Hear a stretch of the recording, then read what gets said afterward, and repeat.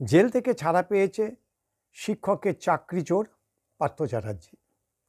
যতই আপনারা তাকে চোর ডাকাত বলুন না কেন, আমি কিন্তু বলবো সৎ পাত্র। সততার সঙ্গে পার্থ চ্যাটার্জি স্বীকার করেছেন যে তার বান্ধবী থাকতে পারে। এই বান্ধবী প্রীতি এবং বান্ধবী প্রেম যে এখনও তার হৃদয় থেকে যায়নি, এর জন্যই পার্থকে আমি সৎ বলবো। একই সঙ্গে তিনি সততার সঙ্গে বলেছেন যে অনেকের দুটো করে বউ রয়েছেন।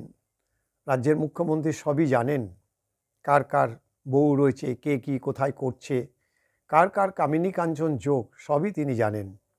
এই সততার সঙ্গে তিনি এটা স্বীকার করেছেন বলেই কিন্তু সত্যি আমি পার্থ চ্যাটার্জির ফ্যান হয়ে গেছি। দেখুন, এত বড় চুরি, কোটি কোটি টাকার লেনদেন, হাজার হাজার যোগ্য শিক্ষক, তাদের ভবিষ্যৎ জলাঞ্জলি, রাস্তায় তারা গড়াগড়ি খাচ্ছে, রাস্তায় তারা রাত জাগছে, পুলিশের লাঠি খাচ্ছে, তাতে কোনো হেলদোল নেই এই চোর পার্থ চ্যাটার্জি।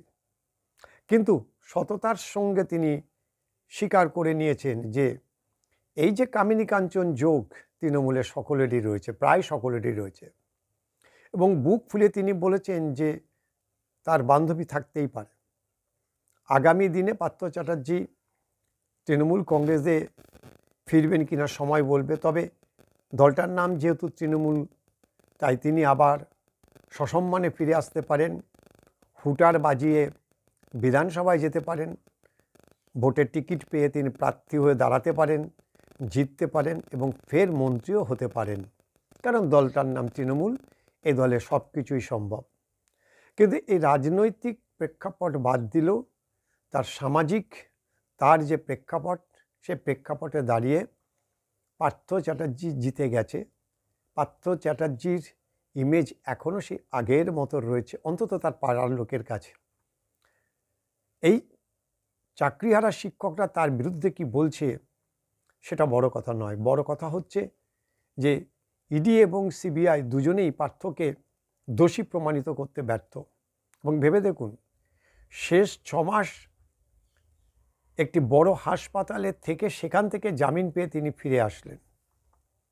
ওই যে বঙ্কিমচন্দ্র চট্টোপাধ্যায় বলেছেন না, যে আদালত তামাশা মাত্র, যারা বিত্তবান লোক তারা সেই তামাশা দেখেই মাত্র। তো পার্থ চ্যাটার্জির ক্ষেত্রেও ঠিক একই ঘটনা ঘটল। কেউ জানতেও চাইল না, ইডিও জানতে চাইল না যে দীর্ঘ এই যে প্রায় 200 দিনের ওপরে কলকাতার একটি নামি বড় বেসরকারি হাসপাতালে ভর্তি ছিলেন, তার এত লক্ষ লক্ষ টাকা বিল কে মেটালো, আর কেনই বা আদালত সরাসরি হাসপাতাল থেকে তাকে জামিন দিয়ে দিল? এ প্রশ্নের জবাব কখনো আপনারা চাইবেন না, বা চাইলেও উত্তর পাবেন না। তবে ওই যে বললাম, পার্থ ভীষণ সৎ, তার বান্ধবী প্রেম, তার বান্ধবীর প্রতি তার যে দায়বদ্ধতা, দায়িত্ব, প্রীতি এখনও মন থেকে মুছতে পারেননি।